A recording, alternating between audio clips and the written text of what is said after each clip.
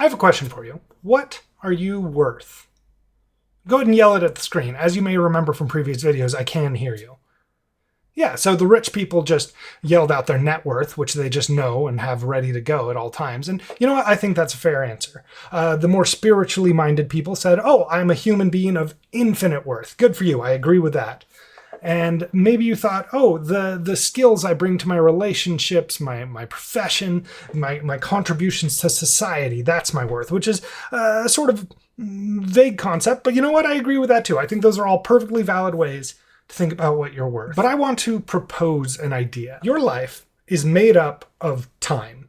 There's a finite amount of time between your birth, which I'm assuming was in the past, and your death, which again, I'm assuming is in the future by virtue of watching this video. I don't know what dead people have access to. Maybe dead people are watching this.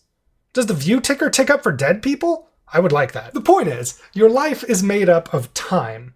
And what you do with your time every moment is you expressing in the most honest way possible what you think your life is worth, what you think you are worth. That's what I want to talk about in this video. I am telling you that you are worth something, and that you are probably underselling yourself all the time. Usually I know the title of a video before I start recording because that's just YouTube doctrine. That's YouTube 101. This is a case where I actually don't, and as embarrassed as I am about that, I kept coming up with video titles that were very boring sounding, which might mean this is a boring video. But the working title I can tell you is price versus cost versus value. And that doesn't work for me because first, I wouldn't click on that video. And it also implies that I'm smarter than I am. It's like, oh, here's an economist who's going to talk to us about pricing. I'm not an economist. I'm an idiot. But I do want to talk about those things from the perspective of the idiot that I am. Because I think understanding the difference between price, cost, and value is going to save you a lot of time, a lot of heartache, and make your life better. And that is always my goal. Make your life better and talk about Dungeons and Dragons. Let's get into it. In my mind, there are two groups of people who interact with price, cost, and value in the ways that we're talking about them today, and that is creators and consumers. I consider myself both of these things, so obviously I'm overqualified to talk about it. If you're watching this video, you are by definition a consumer, and I'm willing to bet that most of you are creators in some aspect too. Hey there, consumer. It's me, also a consumer. I want to define our terms here, because price, cost, and value, you may have noticed, are synonyms, and that's an absolutely fair thing, but for the purposes of this video, we are separating out the meanings. Price is how much monetary value or just money you are spending on a product or service. This can be measured, it is objective. For our purposes, it's objective. Cost is how much effort, stress, inconvenience you are spending on this product or service. This can't be objectively measured. I guess you could measure calorie expenditure or like cortisol release, but that is well beyond the scope of what I'm trying to do here. Value is how much benefit you derive from the product or service. In most cases, this is also subjective, and this is also something that we can't measure with exactness. That's okay. That's okay. I understand. Stick with me. Let's keep going. Consider XKCD 951. That's right, 951. When I'm recording this, I think we're in like the 2500s or something. I don't know. Look, you're going to see this not long after I record it. You can go check what XKCD we're on. Anyway, this illustrates what I'm talking about. This is an example of a expending effort to reduce price, and the author, Randall Munroe, obviously saying, this ain't worth it. He doesn't say it, he implies it. Let's get into some real world examples. Let's talk about something that was high price, low cost, high value. This is the parable of why I switched to Skechers. This video is not sponsored by Skechers because why would they sponsor my video? Once upon a time, I was walking out of a Barnes & Noble and saw that there was a Skechers outlet next door. I thought, these are expensive shoes. What if I just bought them as a little treat to myself? Oh, treat, they had a buy one, get one half off sale. So really, they're super cheap. Here's the thing about it. I am a growing boy of rotund shape, and my feet punch holes through those shoes in between 3 and 6 months, so I'm replacing them between 2 and 4 times a year. High cost.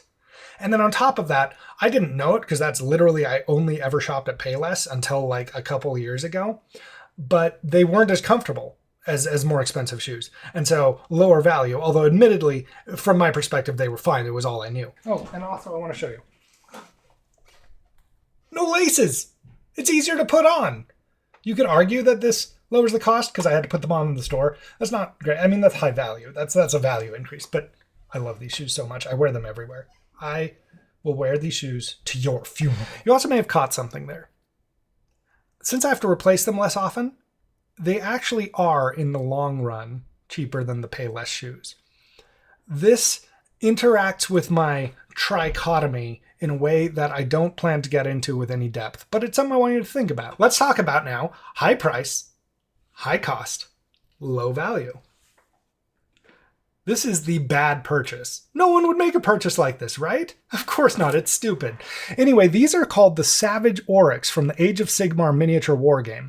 I bought these on a Black Friday sale 2 years ago. Black Friday, you say, so they were cheap. Well, relatively, yes, but if you know Warhammer minis, you know that even on Black Friday sale, this is very expensive plastic. On top of that, to get them, I had to sleep in my car overnight. You're learning more about me than I wish you were right now. But I did. Don't sleep in your car overnight. I mean, maybe if you're still in your 20s, go for it. I ain't. I'm not a car sleeper anymore. It ruined my world. It brought the sky crashing down. Now the value. Well, these have sat unopened on my pile of shame. I'm pointing at it. It's this dark shape. Hold on. It's the dark shape. It's behind a bunch of stuff, but you are seeing some of the silhouette of my pile of shame back there. Unopened. So not only is it no value, I've gained no enjoyment from this except arguably purchasing it. I get that weird little retail therapy thing.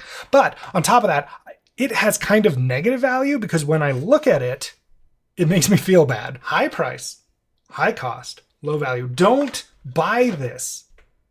I know you think I'm talking to you because I'm looking at the camera, but I want to be clear that if I just move my eyes down here, I'm looking at myself on the screen and I'm talking to him. Now I would like to talk about something that is low price, high cost, high value.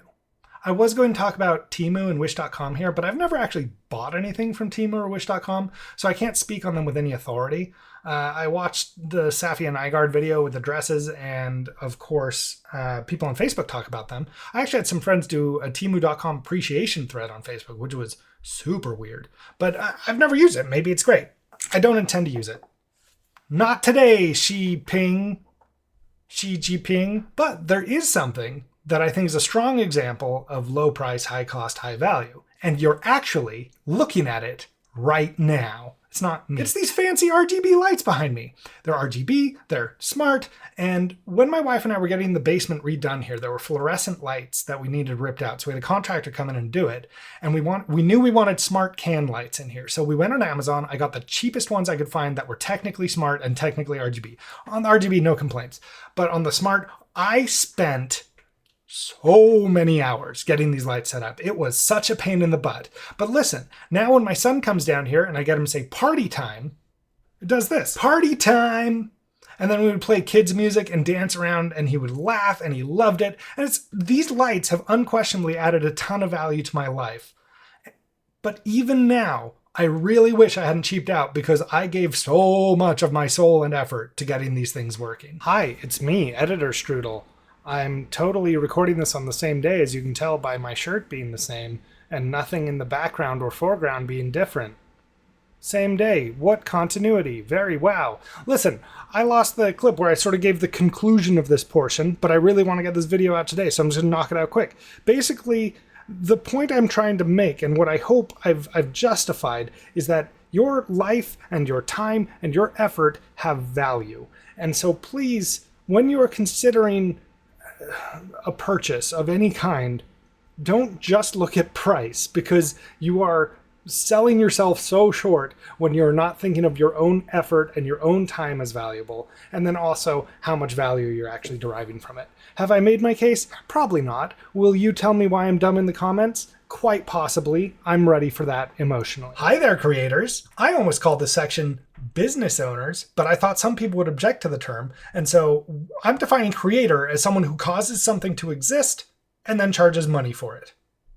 If that's you, let's dance. Just like with the consumer section of this video, cost and value are abstract, subjective things, and they have to be, but it's also something I think you have to pay attention to, or you're going to fail when you're setting your prices. So let's do this one more time. Price is how much money you charge for your good or service. Cost is how much effort it takes you to cause the good or service to exist. Unlike with consumers where it's inconvenience to them, is how much does it cost you to make it happen. And then value is how much value this adds to the consumer.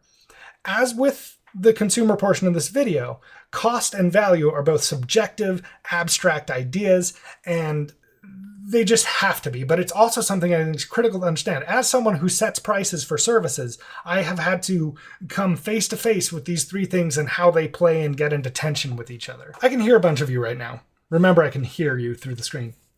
You're going, oh, Strudel, you're telling me to give my services away for free or for a pittance. And you know what? At the beginning of your career as this creator, yes, that is what I'm telling. I'm actually literally giving away this YouTube video for free right now. Because at the beginning, chances are the stuff you make sucks. Maybe, like this video does. And so, yeah, you should give it away for free or for the exposure or for very low prices, because otherwise nobody's going to buy it, and then you sort of shot yourself before you begin. On top of that, there's the shadow of competition. Now, big thing here, I believe artists rarely, if ever, are in competition with each other, unless they're on, competitive game shows. So if what you're creating is art, I honestly don't think you have competitors. I think you have collaborators.